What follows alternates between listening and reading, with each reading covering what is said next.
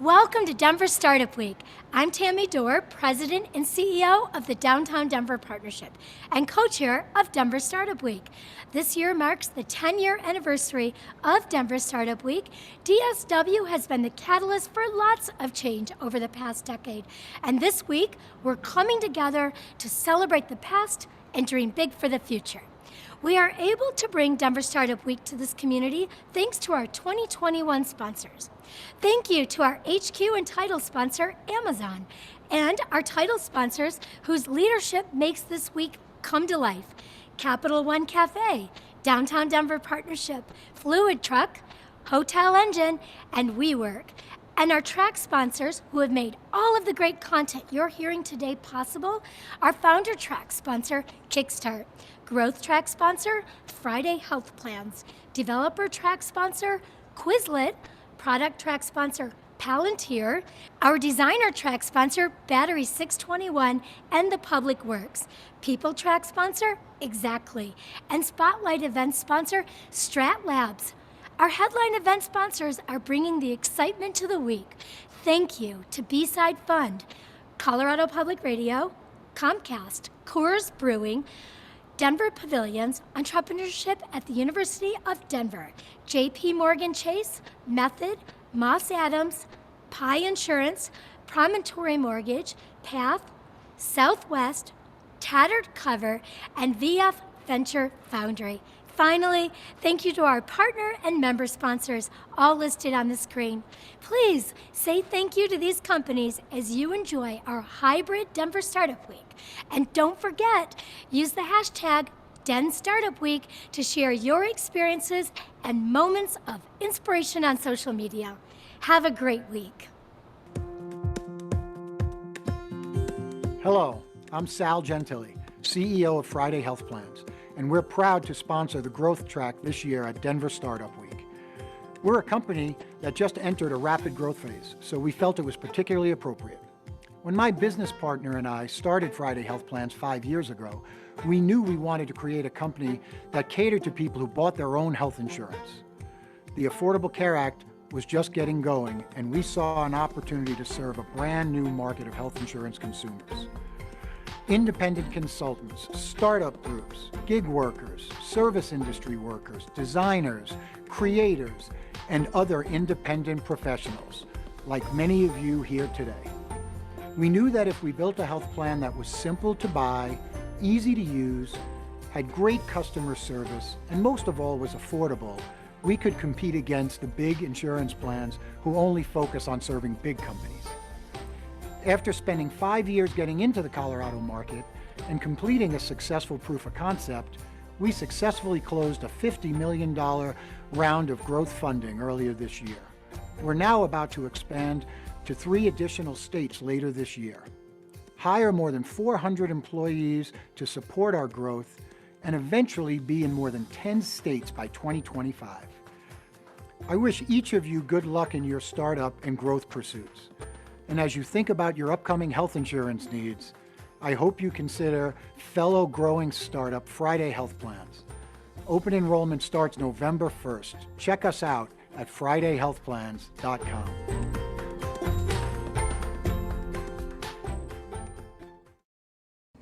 Hello everyone, welcome to Denver Startup Week. I'm Jake Cohen, the Growth Track Chair and member of the Denver Startup Week Organizing Committee. Thank you for joining us for the 10th anniversary of Denver Startup Week. At Denver Startup Week, we strive to make all of our sessions a space where attendees can connect, learn, and grow. Regardless of age, gender identity, gender expression, race, ability, or sexual orientation. A special thank you to our sponsors for their support in helping us to keep Denver Startup Week free and accessible for all. Thank you for joining us and have a great week.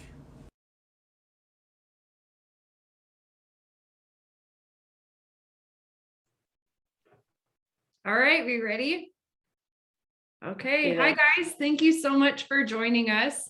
I guess let's just dive right in, Mary. This is our usual plan here. Can you guys see everything okay? Are we good? All right. All right, so guys, welcome. This is our session on choreographing the dance between growth and scale. Just going from 0 to 5 million and beyond. I am here today with my dear friend, Mary. So Mary, I'll let you say hi. Hey, it's so nice to not see all of you. That's a joke. I love Denver Startup Week and I loved presenting in person. I loved having the packed rooms. This is so different to get used to. But so far it has been an incredible experience this week. So even though I can't see you, I'm just going to pretend you're all there and feed off of that amazing energy. But quick introduction, if you don't know who I am, my name is Mary Grothy. I had an 8-year career selling payroll, which well, I don't think a lot of people grow up saying that they're going to sell payroll for a living, but it turned out to be one of the biggest blessings in my life. I was a top performer there. I love the profession. And after selling one of the top 10 largest deals in history, I started our firm, House of Revenue, and we're about to celebrate our 4-year anniversary. And you'll hear more from me in a bit. Yay! All right, and I'm Amanda. I'm the CEO of Appet Ventures. I also come from a sales background. I think that's why I so often affectionately refer to Mary as my sister CEO. We both share the disease of the love of sales. And I took a little bit different path from Mary. I started in sales and then transitioned, or started in consumer sales, retail, and then transitioned to B2B, fell in love with technology. I think through that path, I've witnessed the best and the worst of the industry. And so I took my sales background, my love of technology, and that desire to leave a positive mark, and really poured all of that energy into Appet. And so I think the reason, Mary, why our intros are relevant, at least to what we're talking about today, is this slide. You and I, we're both revenue drivers. So as revenue drivers, we tend to think that sales solves all problems.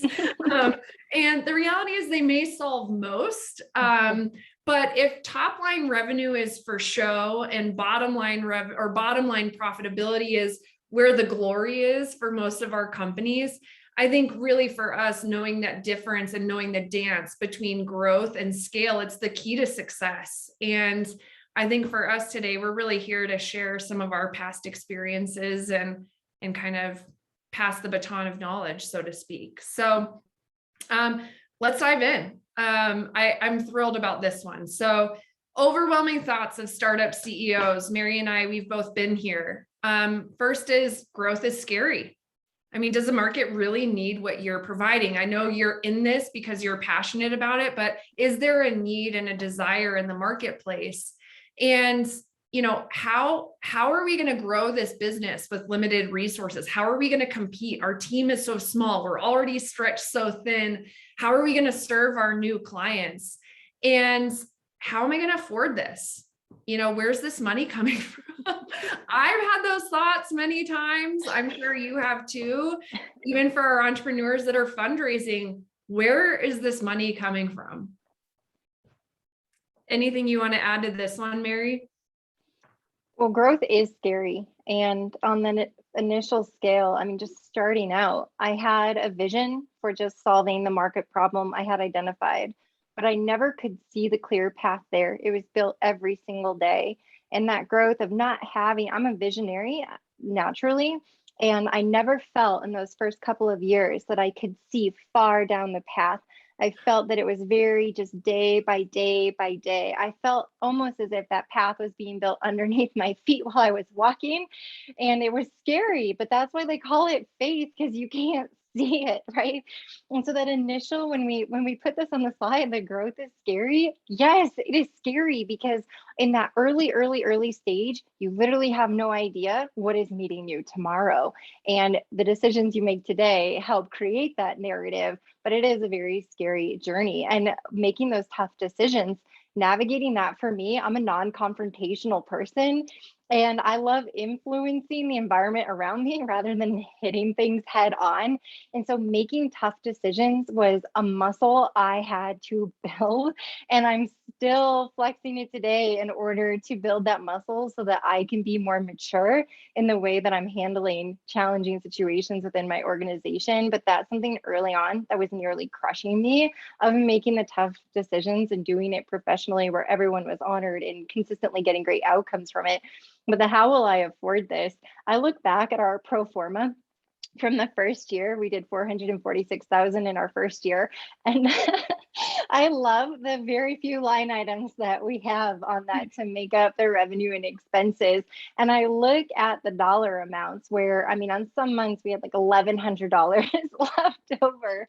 And it's funny to me now, but in the time, like those $1,100 were so ridiculously meaningful. And what I did with that 1,100 was just absolutely paving the way for the next decision. And so how will I afford this growth? Of course, CEOs are staring that in the face, especially in this early stage of scale of where is that money going to come from? So 100%, yes.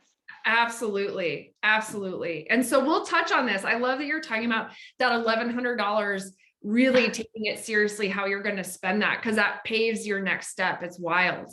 So I think Mary and I, looking back to the journey to our first million, this, if somebody had whispered in our ears, do this, focus on this, I think we would have hit our first million, maybe faster, or maybe with a little less pain or headache. Step number one, establish your brand. And how you do that is by creating really good content and building community around your brand. So let's dive in on this one. Okay, here, first million, all about growth. All right, so we're planting the seeds for scale now, and we'll dig in on that piece of it. But for now, your focus is on building your brand, creating content, and building a community around your content and your brand. And so let's talk about this. I think obviously content is king, and it provides two incredibly valuable points of insight. First of all, it helps you validate product market fit. If you can build a community and a following around the things that you have to say and why you're doing this work and why you're putting this out into the world, that's an indicator, a low risk indicator that there's a marketplace there. The second thing, and really what I see more often than not when some of our entrepreneurs fail, is commitment. Are you committed to this no matter what? Like, I don't know, Mary, if this has happened to you, but I've had plenty of times in the early days of Appit where I was like, this is rock bottom, I've hit it. And then the next week you're like, no, let's dig a little deeper, because then you find your new rock bottom, but you're committed always to your team and to your clients and to the marketplace, because you know that this is something that's going to pay off. And I think that that's what the early days had done for me. If I had built the brand and the content and the following, the community around that, I think I would have bruised myself up a little less in that first million. And Mary, I know you have some thoughts on this too, because it's more than just words on a page. Like, I want to hear your thoughts on what is content in your opinion. Yeah, I'm going to get to that. Talking about the rock bottom, I've hit probably 100, if not more, rock bottoms in the last 4 years. The definition of it just keeps changing. I had the epiphany the other day. I was going through a very stressful situation, and I just took a moment to pause and be proud of myself that I was even dealing with this challenge, because 2 years ago, 3 years ago, there'd be no way. I mean, I would have run away. I would not have been strong enough to navigate, and I would have had no place facing that challenge. When I look at, there's a beauty of actually scaling with your company and being the founding CEO and going through all the stages.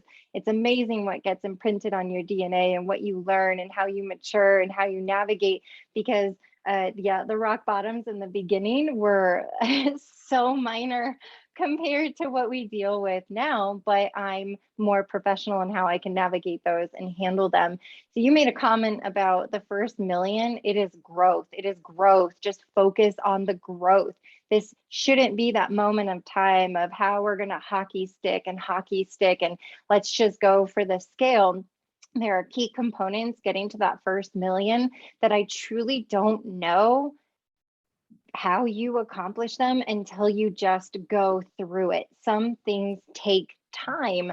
So it took us about 18 months to hit $1 million in revenue, I believe. And during that 18-month journey, where we were very fortunate is we're a services company and we started playing in the space of sales training, sales consulting, and that required a lot of content. So out of the gate, like you made a comment about just focus on the growth, be super smart with decisions. I had our first website I built, it was a GoDaddy website with like the drag and drop builder. The first logo that I made, I opened up a Word doc and I used one of the font editor thingies. I don't even know what it was. I'm not a graphic design person.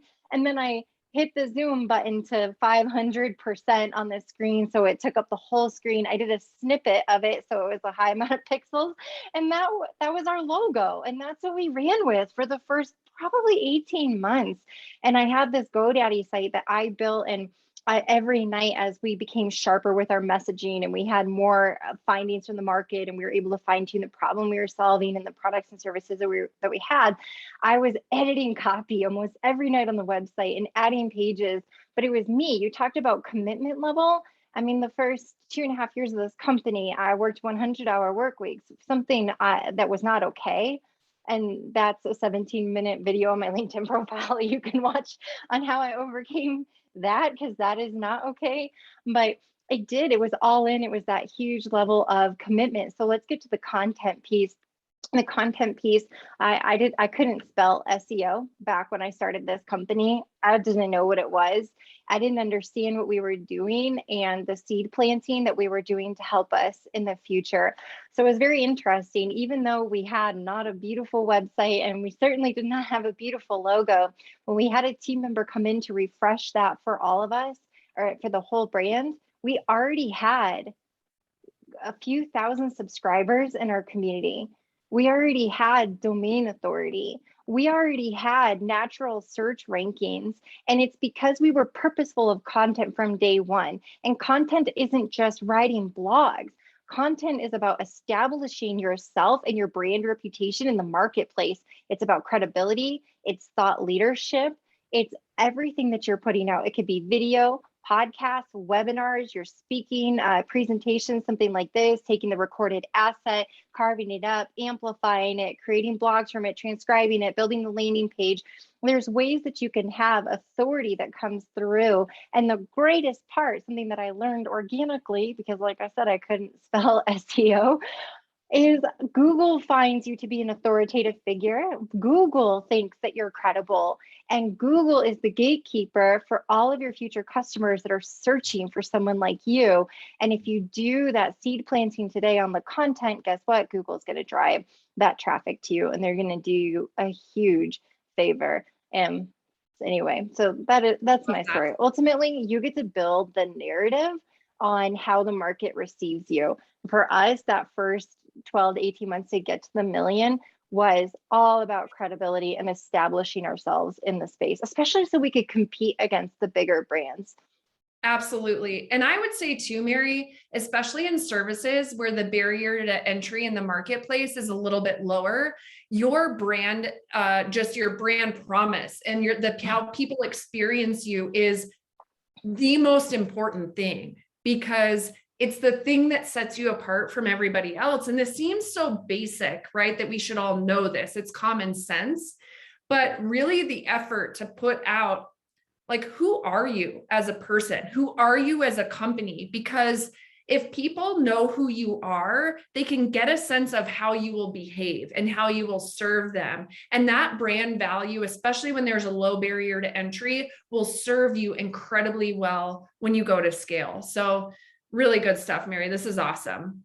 So let's kind of move through into the next piece here. So, oh God, this is like, this is like the presentation of Amanda's PTSD. I feel like. So I'm praying that there are some entrepreneurs out there that are like, I get you. But this was something that was really hard for me because you touched on it. In this first million, your $1,100, when that's all you have to lay your next paver on your footpath, you need that money. And so this concept of spending the 100K 5 times wrong feels safer than dropping a $500,000 right the first time. And I think just pausing and taking a moment to acknowledge that, and let's kind of talk through how you deal with that fear. But I carried that around. I still do. And I know that this is something that's on your mind as well. Every time we look to make decisions to really protect the future of our businesses. And so let's dive in. So this is the plant the seeds for scale now in your first million, right? So we talk about, I think when you and I, there was a time when we were over coffee, I was like, the best money I ever spent was on my CRM. My lead engine is what I called it. Right. And that was really hard money to spend because we didn't have a lot. But here's the deal, up to $1 million, the founder keeps selling, right? So by doing this, that's super important because he or she solidifies the brand, right? So who I am as a person, I'm infusing that into my company, my character, my spirit, my passion, my energy, all of that's pouring into my team and my company and my customers. And that's building a critical foundation for the future. But if you can find a way to invest in your lead engine in that first million, as you grow, that allows the personality of the founder to expand. So it's kind of like building credit before you need money. Investing in the lead engine is investing in scaled prospecting, really, before you need it. So what are your thoughts on this? Anything you want to add here? Amanda, I always have something to add. This is, by the way, also my PTSD presentation. It's very humbling going through this and talking through the journey of the last 4 years. And it's for perspective for people. I mean, it took us, I think I said about 18 months to hit our first million. And we hit 2 million in a single year in our third year. And then this year we should close at 3.5 million, but we're at a run rate of about 4.5 million. So it's really amazing to see how it's progressed. I want to make this concept come to life of planting the seeds for scale now. I made a rookie misguided decision just because I didn't have the playbook and I didn't know any better. When we were only 500,000 in revenue, coming right off of our first year, I made the decision, instead of investing in the lead engine and in automation and in marketing and branding and everything you just said, I hired a salesperson. And it was a mistake. He wasn't the mistake. He was remarkable. But I didn't have any right to be bringing on a salesperson to that size of a company with the lack of infrastructure, the lack of product market fit, the lack of any direction. So let me give you a few specific examples. In our first year, we did 446,000 in revenue.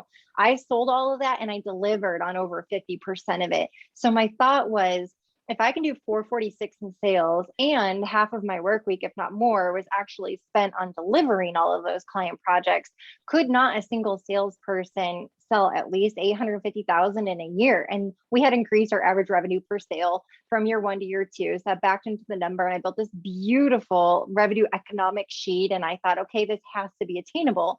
So I bring on, and I truly had a wonderful salesperson. He was fantastic. But our company was not ready for him. So here's a couple of specific scenarios that we ran into. One, when you are building the plane while you fly with your company, the CEO gets away with saying yes to things that don't yet exist inside of the company. So still to this day, at a 4.5 million run rate, I'm the sole salesperson for House of Revenue. And still, as of 2 hours ago, on a prospective client meeting, they're asking if we do something. And the answer was yes. If I had a salesperson that was doing that call instead of me, the answer would have been no, or let me check, or I'm not sure, or I need to whatever. So the challenge that I had is, if you can imagine that that's still happening today, what was happening back in 2019? I just had no reason to have a salesperson. We did not have a playbook. We did not have solidified processes. We didn't have anything that today we would preach. Don't ever hire a salesperson until you have those items. From that experience, I actually wrote a keynote about how CEOs build high performing sales teams. And I think in the description of it, it says, if you're the CEO that just hired a really talented, expensive salesperson, you handed him a laptop and you said, "Yeah, good luck, go sell." Like, that was me, and it doesn't work. And I did that. So anyway, I love this guy. He was tremendous, but we had to part ways because our company was just not set up for it. So after he left, we made this investment, Amanda. We found that money. So FYI, he did sell a lot of new clients and he did a great job, but I honored his commission payout. So talk about not having a lot of cash.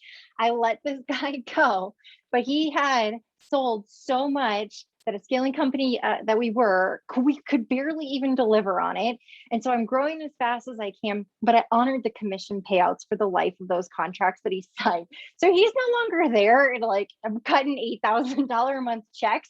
I'm like, oh my gosh, I am depleted my cash flow. However, I have to build an engine that's going to continue to produce leads without a salesperson. And so we actually built our own inbound engine. We use HubSpot and we built it, and it's expensive. We're so small, and to pay for a $30,000 lead engine at that size, I mean, I thought I was nuts, but we put it in place. And what ended up happening is that lead engine that we put in place starting December 2019, almost 2 years now, produces so much organic quality inbound leads that I still do not have a salesperson except for me to this day. And we have a wait list for clients. So we currently had to like turn off the engine, which is how you do that with organic. I am still getting leads in. So I'm telling you this story, telling the audience this story. Amanda's already heard it. I think she's lived it with me. I'm saying this story because you can plant the seeds now that will give you the return when you're ready for that future scale. If we had not made the investment and started building out these components for our inbound engine in December of 2019, sitting here 2 years later, I wouldn't be in this position telling you that we've tripled in size and I have a wait list for clients and I've never gone up in headcount on sales.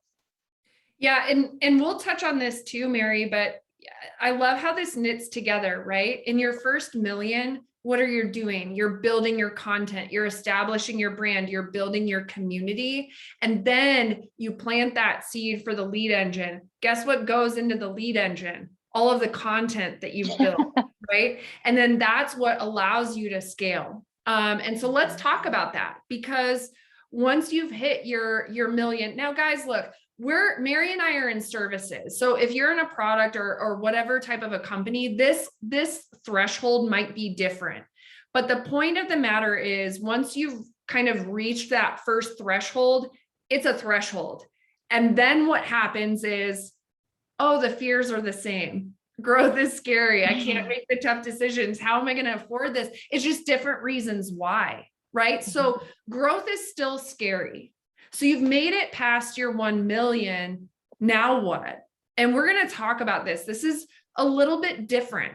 How you sell at this stage is different. And then I can't make the tough decisions. Are the people and the processes that got me here, are these the people and the same processes that are going to take me further? And sometimes the answer is yes. Sometimes the answer is no. And this one, man, this one got me. How am I going to afford this? How do I plan for middle level management, new hires, technology? How am I going to get this, right? And this is coming from somebody where I wanted to have a flat organization. And I, naively thought, well, Google couldn't do a flat organization because they're too big. I'm different.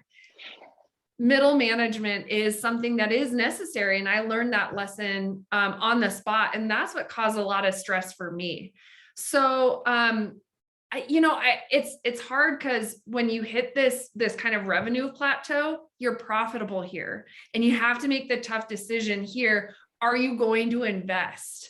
And let's dig in. Journey from 1 million to 2. Goodness. invest in middle management, build and maintain strong KPI models. Whew.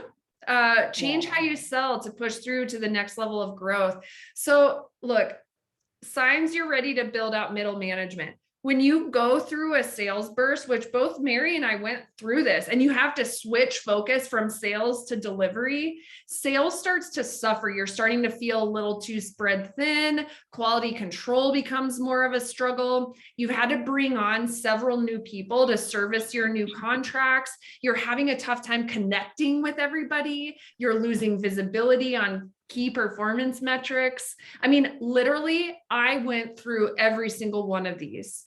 And your most simple measuring stick is you're starting to hear from your customers that things are different. Maybe not bad necessarily, because I know for me, and certainly for you, Mary, our teams move heaven and earth to care for our customers, but it's harder somehow. Like something has changed. That's when you've reached this shift and you need to really dig in on this. So Mary, I feel like at this stage, this is where you and I became like the cog in the wheel. Like we were the bottleneck almost. Yeah, it hit for us right around 2 million. And I want to bring to life with some real numbers because I don't mind sharing this stuff. This is a scale up CEO chat. Like I hope this is super beneficial for our audience. And the reality of building out middle management at the end of 2020, we closed out at 2.182 million with 27% EBITDA, which put my earnings as a sole owner of the company, my highest earning year that I ever had. And so when I built the forecast for 2021, I was like, we're maintaining this 27% EBITDA. So I'm building this like $3.2 million budget. And I'm all proud of myself because I'm going to make $1 million on this budget. And I'm like, I made it. We're going to maintain this. Like I'm digging my heels into the ground. Like we're going to be the most profitable third year services company that ever existed. And then my wake up call happened. So when we closed out that year, we only had 10 or 11 employees on that 2.2 million. So no wonder we hit 27% EBITDA. Well, okay, wake up call. I've matured a lot as a CEO, and it's a very interesting balance between people, product, and money. Process. Yeah. Oh, and money. Yeah, totally. Yeah. And it's weird because without fail, and how many books are written on this? If you just care about your people, the rest of the stuff happens. And it make that your North Star. And so I always have this weird dance inside of myself because I'm a big financial modeler. And so I build out all these models and I want to have this, but I'll notice when I start caring more about that, and maybe it's not caring more, but spending too much time and emphasis on the model and the numbers, I'm less focused on employee experience. I'm too critical. I'm like, no, we can't put that in the budget. And then it's really something that an employee needs. And so it's one of those dances that I do. And every time I pull my head out of the numbers cloud and get back on earth on the front line with my staff, I'm like, why would I ever question making that investment in a team member ever again? Because that's the right thing to do and the money will come. But the big realization for me is I am the clog, I'm the bottleneck. This is what happened in January of this year. And so we're coming off the year of 2.2 million. I've got this beautiful $3.2 million budget. The year I'm going to be a millionaire. And hopefully this is what I hate about us not like engaging with a live audience. Please, somebody be laughing with me right now. Like, be with me. That's not realistic. I could keep the company small. And I could just put a cap. Oh, thank goodness, Kayla, I love you. Okay, she's with us. I could put a cap on our growth. I could put a cap and be 2.2 million forever and have 10 employees, and we can have a lifestyle company. And I could really get some of those expenses trimmed down. We could all work from home and not have any overhead. And then I could probably make $700,000 or $800,000 a year. And you know what, Amanda? I would be freaking bored out of my mind. Like I would think it was awesome for a minute. And then the entrepreneur inside of me would be like, what are you doing? Wasting your God-given talent sitting here making money when you were created to do something far greater. And so here I am on this journey, and I wake up in January and I'm like, well, we can't grow this company any bigger because I don't have any more hours in the work week. And I was handling a significant portion of client work. And so we made the commitment that day. Mary gets out of client work. Okay, well, that doesn't happen overnight. We have to build a plan to accomplish that. So we're 10 months into the year. We just promoted someone on our team. He is an absolute gem, and he's taking over half of my job. And guess what? Now, like, we have managed somehow to go from 2.2 to this crazy run rate of 4.5 million with me still involved in some client work. I'm bursting at the seams, okay? But now Brad's stepping into this role, and this is what's unlocking us to that budget next year of hitting almost 6 million, because I'm multiplying myself. Is it going to cost me a few $100,000 to do that? Yeah, but without making the investment in having this leadership, and that's one leadership role. We have other leadership roles that we've created this year because we can't get to where we want to be with what we have today. And as simple as that sounds, like, it was so uncomfortable for me to have to rip up the comfortable, the old, what I'm used to make room for what the future version of our company is going to be. And that for me was very hard to stomach. But you know what? The $1 million earnings, it will happen for me. But what's crazy is I don't even care about it, because now I'm just so in love with my people. Okay, that's awkward, but like, I'm so in love with him now. My heart has shifted to say, how do I actually create the wealth, not just for me, screw it. Like, at some point, like, do you really need more money? But my team, who's pouring their heart and their soul into this company, they treat this company like it's theirs, and they're so brilliant in their work. Like, it's so humbling as a CEO to see these team members rise. I'm like, I'm not going to hoard this cash. So we're creating stock options and ability to create unbelievable wealth for these leaders in our company. And that is more rewarding to me than any paycheck I'm ever going to bring home. So talk about a great awakening. So now, yeah, we'll finish at 3.5 and we may hit about 21, 22% EBITDA. Not bad, coming down from the 27. And on a 5.8 budget, we may only have a 19% or 20% EBITDA. So we are losing points on that, but we were never going to get to that number without these investments. Yeah, and I think that's a really key point, Mary, is, and Ian, I see you in the chat too. Profitability in this area does go down, and really here's why. Building out middle management, it can lead to an increase in cost and a decrease in productivity. So what happens here is this is resulting in a short-term cash crunch in your business, because what you're doing is you're investing in the future of your business on the leadership side, but you really have to, this is a stage where you have to, that's why you have to push through this stage of your business to sell past this. And I'm kind of bouncing around because this is the one here. Look, at this stage, as the founder, you're really becoming the inefficiency piece of the business, right? And so this is where you really start to need the seeds of scale that you planted in that first million. So this is where it comes kind of full circle here. So because you've seen this short-term cash crunch, right? You just promoted a bunch of people. Usually those are your individual contributors that you've promoted to management. That's more expensive. Now they're spending their time building out the new team, training the new team. And so you have a double hit to your productivity and a double hit to your costs, right? You're paying your middle managers more, plus you're hiring more people to replace the people you just promoted. So that's your double hit to cost. And then your double hit to productivity is your middle managers are now training the people they just hired to replace them. But usually they're not hiring another mid-level replacement, right? They're going to be hiring more of a junior.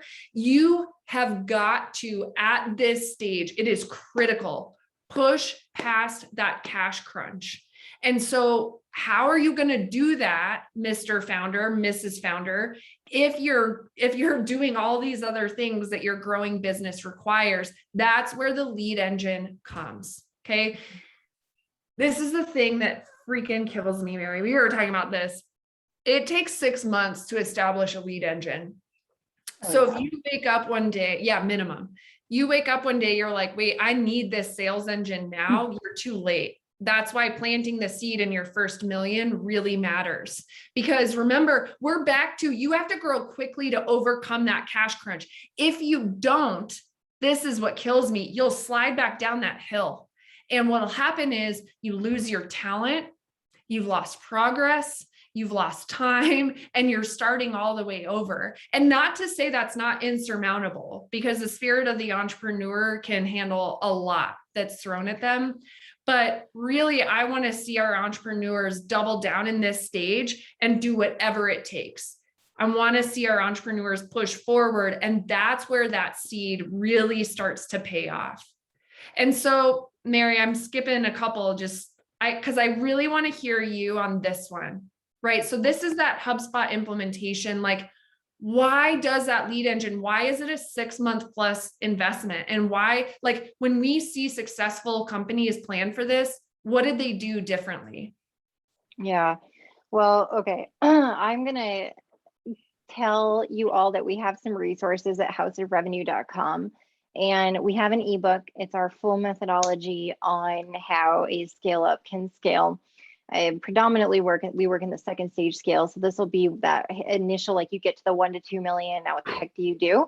So there is like a 30-some page ebook that walks through the methodology, but there's also a template, a 12-month outline of what you can do step by step, by week, by month in order to build a revenue engine. So grab the resources if you want them. They're at houseofrevenue.com, but I'll talk through them here. It takes time to build it the right way, because foundationally in marketing, you have to know who your customer is, and you have to intimately understand the problem that you solve for them, why it matters, and the outcomes that they achieve. Your braid, your marketing has to be centric around that. And if you don't have that quite established, you don't have any business building a revenue engine.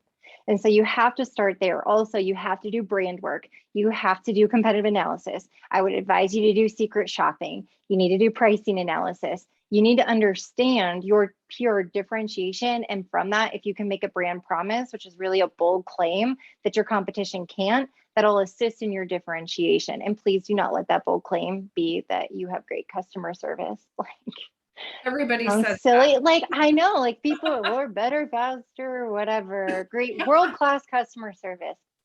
How about this one? My favorite marketing messaging. We give you peace of mind. Wow, powerful, guys. I hope you didn't just pay a branding agency to get that as your tagline. Okay, so on that note, you've got to figure these components out. Then you can start to build the engine. So what is a revenue engine? Well, if you think about how you are filling the funnel, today's buyer, I think we have a slide for this, so forgive me, I'm just going to talk through it because I'm looking at time. I got you. Thank you. Today's buyer has changed. I'm sure you all have heard that the buyer takes themselves 80% of the way through the funnel at this point before they ever engage in sales. And so if you do not have something to answer for these things with your brand and your thought leadership and your differentiation, where you're staking your claim in the market to say, we are the first, we are the best at, we consistently fill in the blank. Our clients love us because we move the needle, fill in the blank. If you don't have this and you haven't claimed that corner of the market, and this is how you do it through the content strategy, then you're going to have a struggle with filling that funnel. So revenue engine, you start with identifying the customer, then you have to figure out where that customer spends time, because you have to attract them to your brand.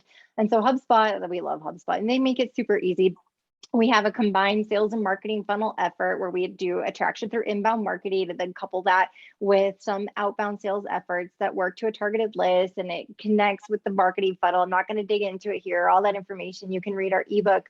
But anywho, the reason why you have to invest in this is it could take 90 to 120 days to really build out all the components before you can ever even turn the engine on.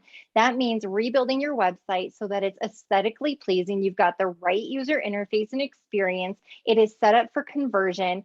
After you identify who your customer is, you should be able to say, here's a couple of different ICPs, ideal client profiles we have, and segment that. Of each of those ICPs, we have 4 or 5 unique buyer types within each of that type of client profile. On your website, you should have an experience for every unique combination of ICP and buyer personas. So if you sell to a CFO of a 200 employee manufacturing company in the Midwest, There should be a place on your website that when you're doing targeted marketing or sales to that type of CFO, you should not be sending them to a generic homepage on your website and hoping they can translate what you do into their specific use case. Like, build that experience on your website for that CFO and put in use cases, put in case studies, use language that they use. So when they read it, they feel like I understand them and they clearly get me. And then do not make it difficult for them. You need to have embedded calls to action and ways for them to convert and have a conversation with your sales team or whatever that conversion funnel process looks like. So the amount of time it takes to actually build that, so it doesn't just stop at getting the leads through the funnel, is your sales team prepped and ready to also have that buyer persona specific conversation with that CFO at the 200 employee manufacturing company in the Midwest? Or is your sales playbook, do you ask the same 24 questions to every single client? Like, have you done the work to customize the sales playbook? By the way, does your CFO at the 200 employee manufacturing company in the Midwest buy differently than your chief people officer in New York City? Probably.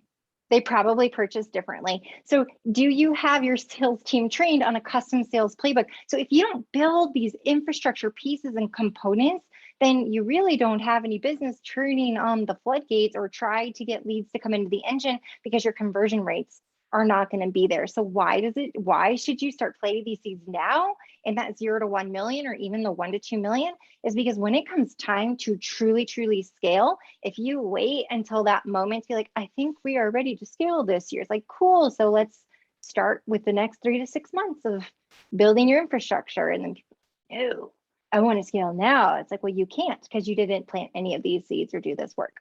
Yep. Brilliant, Mary. So if up to your first million, the name of the game is growth, between 1 million and 2, this middle management, this push through, the name of the game is actually watch that seed of scale that you planted on the lead engine start to grow. But this is that pivot, right? You're changing how you're selling. And the good work you did in your first million is what's giving you that foundation to really shift how you're selling. You're shifting from founder-led sales to a lead engine, and really this is where your content is giving you that digital authority and that content that you're going to need for that customized playbook. Without that, you're not going to be able to blow this thing out of the water.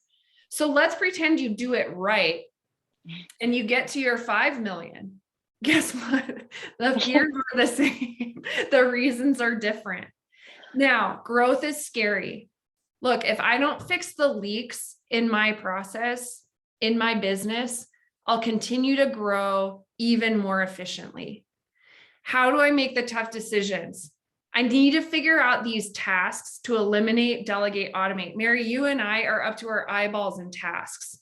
I think you and I have really gone through that tough time of eliminating tasks that we just can't do anymore, which is painful, I think, a little bit, because you really like to cling to those early days because you knew that was successful, but the game is different at 5 million. You have to eliminate some tasks, delegate. This is where your middle management will really start to back you up because you've invested in them financially. You've invested in them, training them, coaching them. They've really kind of built that structure of your business. And now I get to delegate those. Ian, my hardest one, and I still struggle with this, I love to sell. Like I've had to really give up the ability to sell every deal. And it's an adrenaline rush for me. I love it. I joke among my team that I worked so hard to get to CTO or CEO, and now I'm just a glorified SDR, BDR. And I love that. But at the same time, I miss that rush of closing a deal and building a solution. That's been really tough for me. But I have to get out of the way of the business. I would hinder its growth if I don't. And then Appit, we really love to automate. So we have a lot of thinking around how do you automate tasks and how do you decide what to do? Look, how am I going to afford this growth? Different level, different challenges. How do we fix the workflows that we carried with us from the early days? And how do we set those up so we can continue to grow? So Look, this is where you get serious about scale at 5 million. But in order to do that, you have to fix the broken processes before expanding, because if you don't, you'll rip a wider hole in your net profit, right? If you just continue to grow without fixing your process, you're going to see bigger leaks, if that makes sense. And then we say, find piles of money in your business, optimize profit margin. And so let's go through this. Like I was saying, I took the data approach, right? I was like, in God we trust, all others must bring data, right? So like, get me the P&L, get me the cash flow, get me the customers, like time logs, profit by customer, profit by employee, like pull all of these things and figure out what's going on. And Mary, you had a totally better take on this. So, Well, I love data too. And I've said opinions are valuable, but data is priceless. But I do believe you need both to make the right decision. So we're huge fans of data analysis, subjective, objective analysis. Like, let's get the full picture of what we're dealing with here. So I'm a huge fan of numbers and data and visibility into that. But I have found that by asking your people, you'll hear a different story. And you can use a filter where you need to, but it's highly valuable, especially as a scaling CEO myself. As I become further removed from the actual work that's happening, I can make assumptions and I can look at data, but it's a disservice. It's a disservice to my people. It's a disservice to the client. And so it's highly valuable to create that feedback loop with the team that's actually doing the work. But you have to create a culture where they can give you the candid feedback and report up on what's working. Like that has to be welcomed. Otherwise, they're not going to tell you the truth. And then that's even worse. So how do you establish the trust and create that nice, warm reception of when they share things you may not want to hear as the CEO, but really can congratulate them, thank them, praise them for doing that. And then also like implement change. So nobody wants to be brave to share the feedback and then they don't see anything different. And that's really important in our company. And I know that that's why we're able to grow and be as efficient as we are, as we have that feedback loop and we really honor what people bring to the table. So I put a note here in my notes and I'm going to read it. I know you're looking at my eyes going over here, but it was too good. I'm like, I can't ad lib this. I said data will show you either the wrong process or the wrong people in the role. And so there's ways that through this analysis, so accumulating the data, both from a subjective and objective, so asking for the feedback as well as looking at the numbers, it's going to tell you a story. And that's where your discernment comes in as CEO. You either have the wrong process in place or you just have the wrong person doing that job. I love that. I love that, Mary. And so thinking through eliminate tasks, delegate tasks, automate tasks. You know, I think so much of this presentation has been around, you know, things in the business build upon each other, right? That first phase, content, community around your content, plant that seed for the lead engine. That process will allow you to push through that cash crunch when you're promoting your middle management and your productivity goes down. It also helps you arm your salespeople, like with that customized playbook, Mary, that you're talking about. And then in that second stage, investing in your middle tier management, that's the structure of the people that you can then delegate your tasks to. So it kind of what you're doing in that level before is setting you up for success in the level that you're in now. But there's another side of this. A lot of the workflows that you carried forward from your early days, this is not always the most efficient way to run your business. Your business up to your first million is a completely different animal than it is at 5 million. And you really have to be able to take a hard look at some of these processes and figure out if they're manual, I need to digitize these. Low-hanging fruit, deskless workers, paper-based processes, spreadsheets. I mean, Mary, we talk about this a lot. And so this is from the Appet side of things. Then this is this discussion, innovation versus optimization. Am I going to build something custom?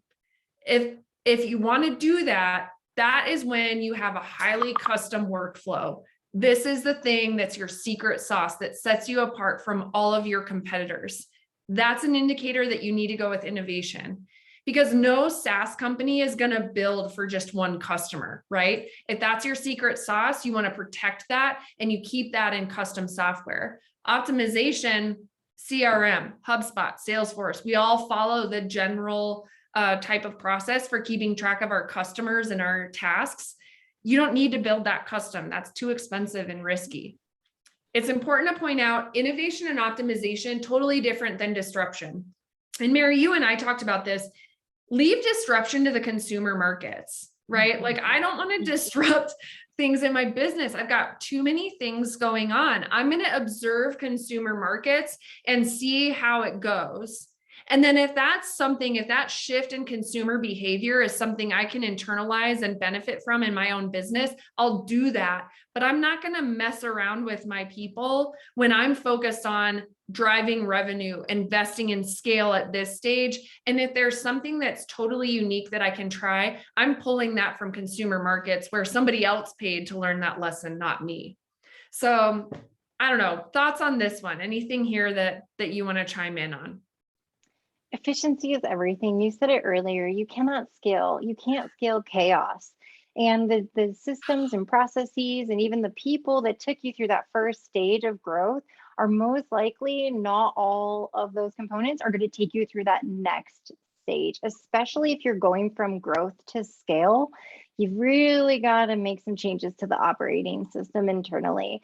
And we've been faced with this exact same decision on what we're going to custom create, what we're going to buy off of the shelf, where we're going to optimize, but we had to mature. One of the best strategic promotions internally that we could have ever made was earlier this year. Charlie stepped into our COO position, and holy smokes, was that life changing. It absolutely unlocked the scale that we had earlier this year. I mean, we started this year with 12 employees. Right now we're 27, 10 months later, and there's no way. We didn't even have a new hire onboarding. So we're all clear. People used to come onto our company and they had a client kickoff the next day. In fact, when Charlie started with us in August of 2020, I couldn't even wait until his first day. I asked him to kick off a client before he even started with us. He was on vacation. Like, if that isn't a startup, I don't know what is. But now, like, that's inexcusable behavior for the size that we are. And we can't operate that way. And so when you're talking about what do you need, where do you need to innovate, and what do you need to optimize internally so that you are efficient enough that you can set yourself for the next stage, this is a critical conversation to have. Love it, Mary. I mean, we dropped a lot. I mean, we flew fast. So I know, Mary, you have a hard stop at 3. If we have questions, let's pile the questions over to Mary to start. And I have a few minutes to hang out with you guys if you have any, but would love to hear what you guys are thinking on. If this stirred up anything, if we can answer any questions, we'd love to hear from you guys.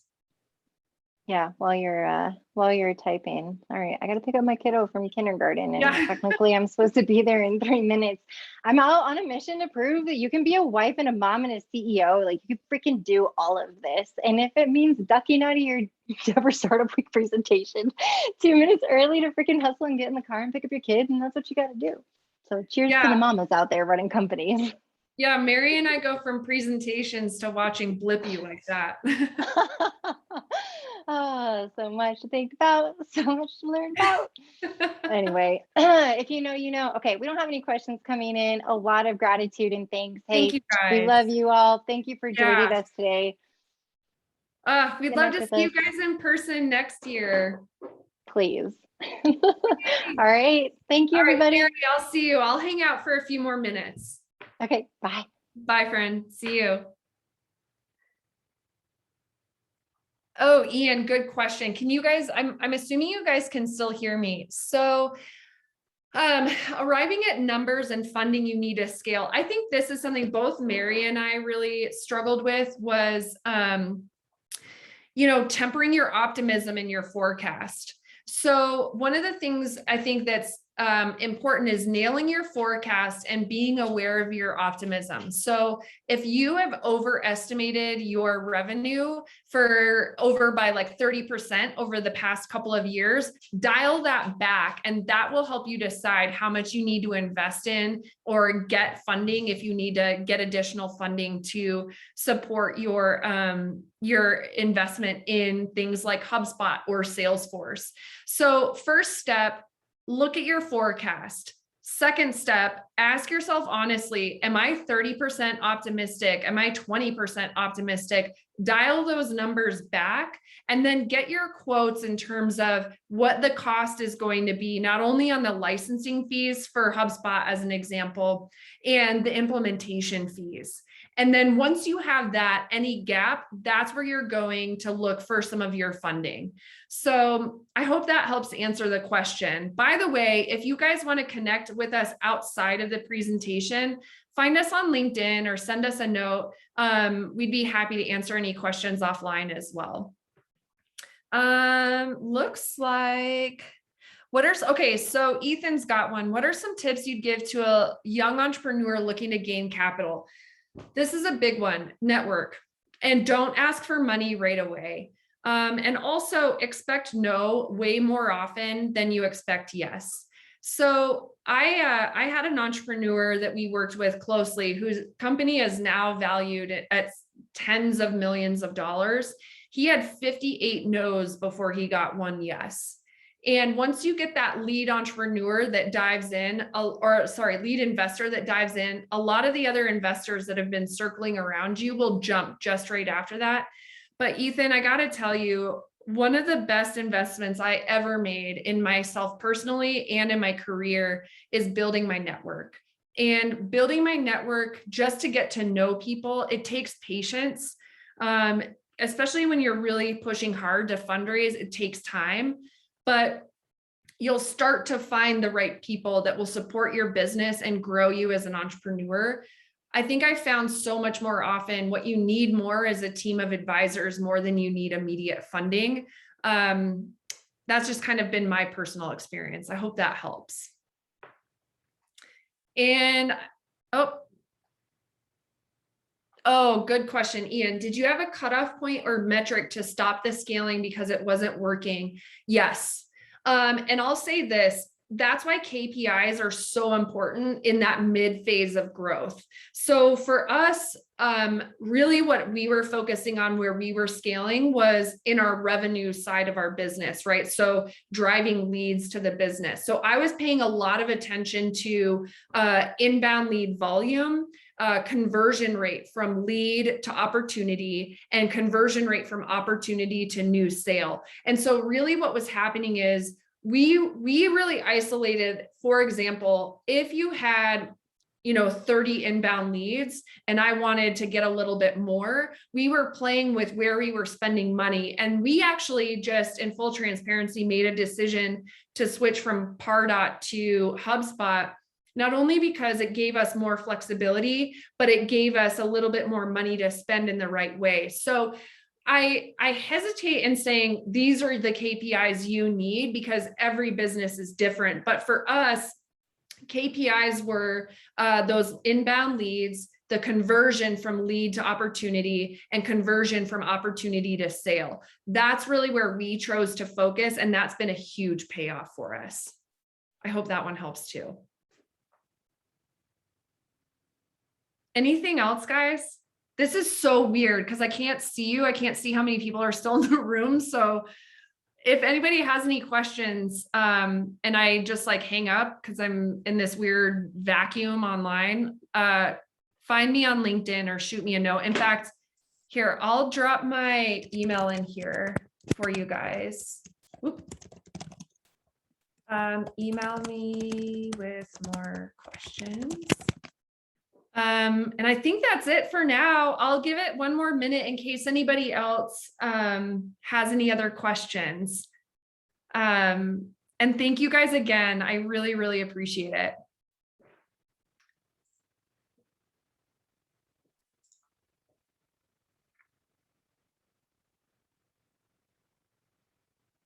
All right, we're dropping off. So shoot me a note if you guys need anything else, and I'll see you guys soon. All right, bye.